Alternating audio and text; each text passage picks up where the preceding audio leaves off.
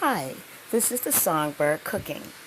And in this pan I have kale with purple onions and very small bits of turkey, which had been baked, sliced from the deli. Yep, I said it, from the deli.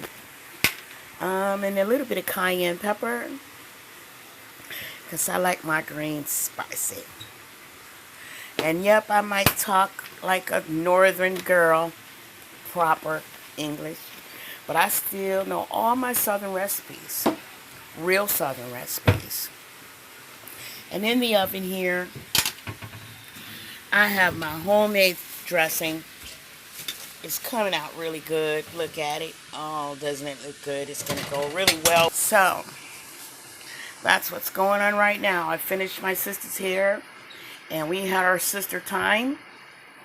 And it was a wonderful thing. It was more than just to do hair.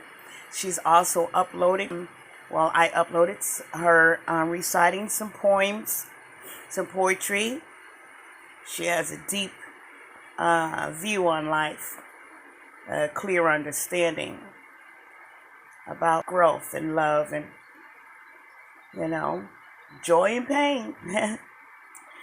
Peace, love, and light.